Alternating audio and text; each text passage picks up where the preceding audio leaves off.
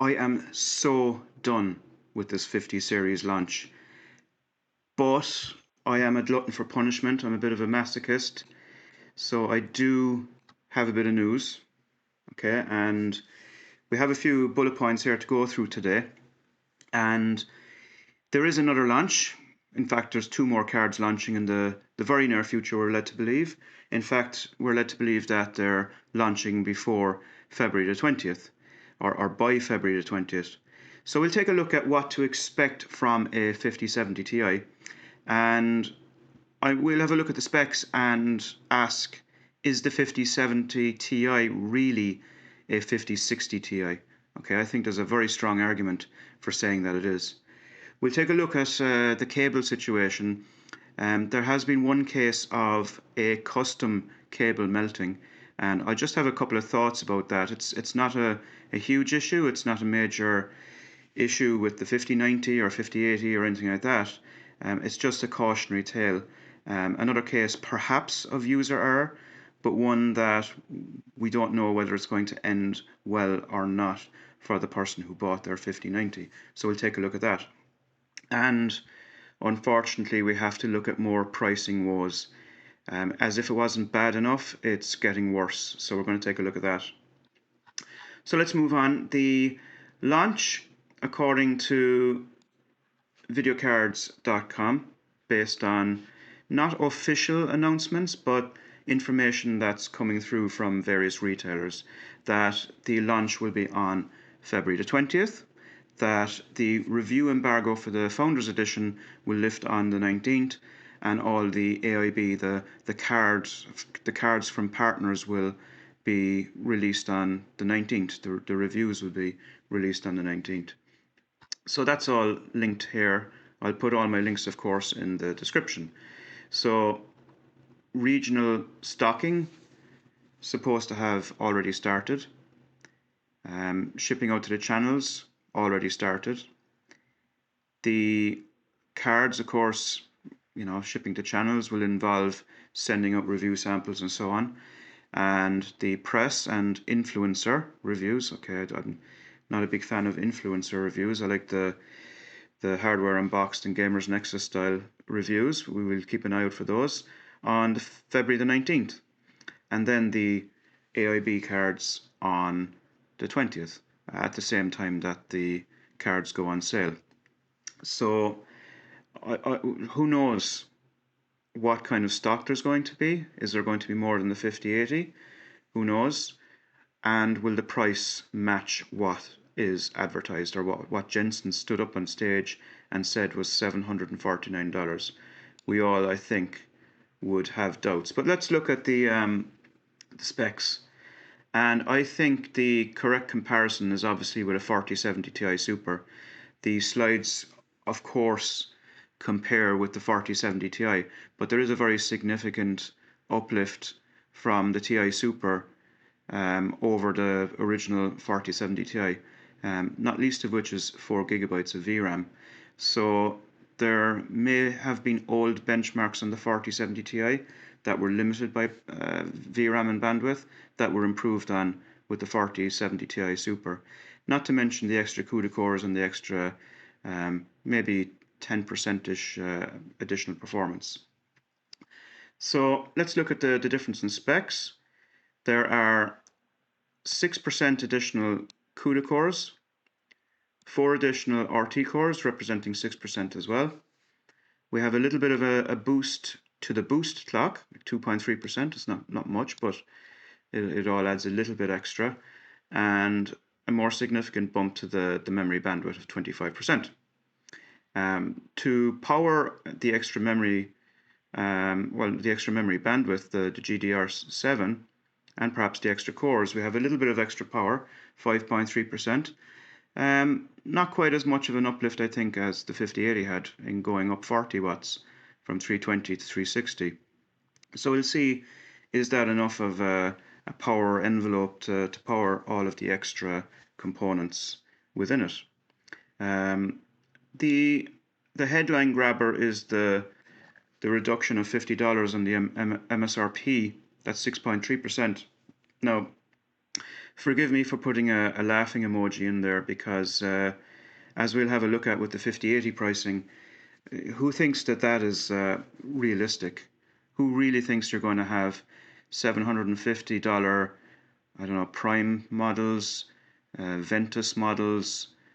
Certainly the Founders Edition will be $749, but there may be a paper launch then of other models that will quickly get bumped up. Okay, so that's the underhanded dealings we're starting to see now. We've seen it with the 5080. I've no doubt we'll see it with 5070 Ti as well. So what's that going to get you over the 4070 Ti Super? I think it's going to be a very similar uplift as we saw with the 5080. There may be an extra 1 or 2% gain compared to what the 5080 got over the 4080 Super, but maybe not. So I reckon at 1440p gaming, you're going to be looking at 7 to 10% additional performance. At 4K, a little bit more. There's a bit more bandwidth and so on. We saw the 5080 stretch its legs a little bit over the 4080 Super and stretch out its advantage by 3, 4, 5% extra. So 12 to 15%, it's not a generational uplift by any means. The RT uplift, very, very disappointed with the 5080 and its uplift. The amount of teraflops of extra RT performance that was quoted was nowhere near what was actually delivered. In fact, it only scaled with maybe 4K performance. So when you switched on path tracing, for example, you were only getting the same uplift as you were with raster at 4K. So I'm not too hopeful that there's going to be anything major there. So if you look at it, it would be a decent 1440p card. And based on my experience with the 4070 Ti, which has 4 gigabytes less and maybe 20% worse performance, I did get a lot of mileage at 4K. A lot of times I switched back to 1440p, particularly with path tracing. But a lot of the time I was able to game at 4K with some minor upscaling, sometimes more aggressive upscaling. But definitely you could make 4K work. The extra 4 gigabytes of VRAM would make it much more capable, as would the extra performance. So I think it would be a decent 4K gaming card. It would certainly be a very, very capable 1440p card. In fact, in a lot of ways it might be overkill. But a big massive caveat of course is the 9070 XT and even the 9070. What price will that be? How available will it be? Certain leaks have shown that there's a lot of 9070 XT stock, perhaps a lot more than you'll find in terms of 4070 Ti 5070 Ti stock. So we're going to have to wait and see. I wouldn't be ordering any 5070 Ti's before I saw what the 9070 XT had to offer. Some leaks suggesting it could be up towards a 4080 in performance with much improved RT, though maybe not great at path tracing. So we'll see how that works out. Now do remember to subscribe for more news. Considered opinion. I try to avoid as much as possible anything to do with clickbait or anything like that. I try to keep it considered. I like to do my numbers. I like to do kind of an old school presentation. And keep an eye out also for informational long form videos as well. So I'm going to put up on screen now something from an upcoming video that I'm going to do on Linux versus Windows gaming. So I think that's going to be interesting because I think Linux gaming could give more entry level or older hardware a new lease of life. You'll be possibly very surprised by how good the performance is and how wide the compatibility is on Linux when it comes to gaming. So I was quite surprised when I really delved into it. So keep an eye out for that. So subscribe and join me on the drive to 1,000 subscribers. I'd love you to subscribe. I'd also love you to like and comment below. I've had some very good comments on my previous videos and some good conversation, and I try to respond to everyone. So the next point is that I don't think that a 5070 Ti should be called a 5070 Ti. Hardware Unboxed, Tim did a very good video already on why the 5080 really isn't a 5080. It's actually a 5070 by any objective measures. And in that video, They did several comparisons on price and so on, but the main one was the difference in CUDA cores, the shader core counts. And if you look at this, you'll see that, let me zoom in a little bit. You'll see that the Ada Lovelace release was pretty pathetic, really, when it came to, I mean, the 80 class was bad enough, but then when you went down into the 70 and 60 class cards, the drop off in CUDA cores was absolutely dreadful. The 4060 very often lost to the 3060 when you were VRAM limited. The 4060 Ti sometimes lost to the 3060 Ti and on average only had a slight performance boost over it. So you can see what the average is, even when you include the 40 series, which would drag the average down. You do expect over 50% at just the bare 70 card. 70 Ti, you'd want to be in the 60s, I think, in terms of percentage. So the fact that the 5070 Ti has only got 41% of the CUDA cores of 5090 speaks volumes, really. If you look at this, that doesn't even reach, never mind the 70 Ti, but the 70 class on all previous generations going back over a decade, except for Ada Lovelace. Okay, so even with Ada Lovelace versus the 4070 Ti, that percentage is lower on the 50 series because the 5090 has just such a leap forward in terms of CUDA cores. So overall, slightly less than the Kepler generation and Turing. And in terms of Maxwell, Pascal, and Ampere, basically somewhere in between the 60 and the 70 class. So I think the best name for this really would be the 5060 Ti, and that's at best. On some generations, you could even say a 5060, but I'll be generous and say a 5060 Ti. So that's what we're dealing with. That's the drop off in what's on offer that we've seen. It's quite dispiriting, really. Let's move on to the cable situation, and this again, I did report on so-called bricked GPUs in my last video. They weren't really bricked, it was really driver issues. I think a lot of those cards can be resolved by different drivers, PCI 4 rather than PCI 5 connectors and so on. So I think bricking is basically where you turn on a card and there's nothing you can do. It's basically gone for good. There's no fixing it. So some of those cards may be recoverable. But this is a different situation with one user at videocards.com. And you see here, this is a custom cable, and you can see the burning here on the cable itself at both ends. You'll see the damage done on the PSU, an Asus ROG Loki PSU. Now these are more expensive, higher end platinum or titanium PSUs. They have all of the safeguards that you would expect to cut out if there was an overvoltage, overpower, overheat, etc. What precisely went wrong here? Difficult to say. You would hope that it wouldn't get to this point, that you're paying a lot of money for a good quality PSU, that you'd avoid getting to this situation, but obviously it didn't work here. So the key point here is that it was a non-official power cable, not a cable that came with the PSU, not a cable that came with the graphics card. Therefore, you're really running the risk that your warranty claim will be rejected. And I suspect that in this type of case, a warranty claim would be rejected. So, it's got all of these features like OPP, OVP, that's over power protection, over voltage, etc. There's a whole list of them. They really should save a GPU from getting to the point where this one got. So look, I would be more inclined to say it's user error rather than necessarily manufacturer error, although with the grain of salt that I think the PSU should do a better job of saving that situation and recognizing when to cut things out and just switch off. Was it a cable designed for 40 series? Was it maybe not quite rated for 600 watts? Maybe it was lower quality and rated for 600 watts but couldn't handle the load. We'll wait for more information.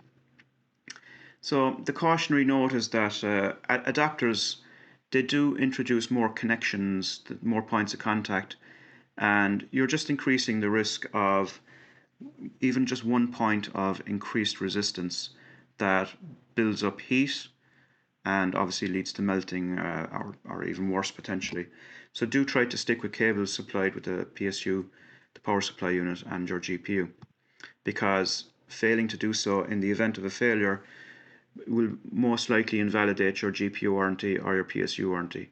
And then you're kind of in the lap of the gods, really, whether your warranty is maybe almost out of charity accepted or not, you know.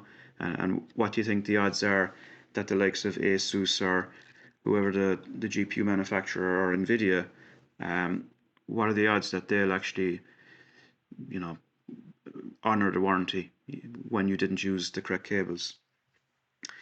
Now, it's extremely unlikely that you're going to burn your house down, so that's why I've got an asterisk there, you know, and I've got a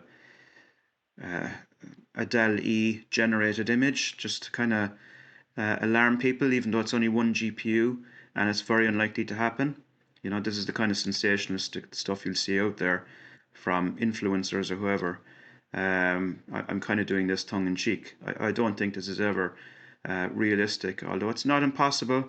You know, if you ask I stayed inside in ChatGPT and I asked how likely is a faulty cable in a PC in your bedroom likely to cause the bedroom to burn down, and highly unlikely but not impossible is the response, and I think that's just about right, I would say. Hopefully ChatGPT is basing that on good evidence. The final story that I'm going to cover is the pricing, and this is pretty dire. It's bad enough as it was. The Asus Prime model was $999, now listed on their website at $1,265, and you can basically see it here. This is actually up to date. It's not like they've been embarrassed into taking the price down or putting it back to $999. ROG Astral, that also has had an increase of $150. Although the $1,500 compared to EU pricing was already very, very high to begin with. Similarly, CaseKing.de, you can see here, here's the ROG Astral. This retails supposedly in the EU for €1,600. It was listed on launch day at 1,800 and something on CaseKing.de, which was already, or .de, sorry, which was already well over the official retail price, and now it's reflecting, I think, those ASUS increases. It's now significantly above €2,000 for a 5080. It's absolutely gone mad. Aventus MSRP base model 1,877. You know, I mean, I don't have to really go through all these. You know the story.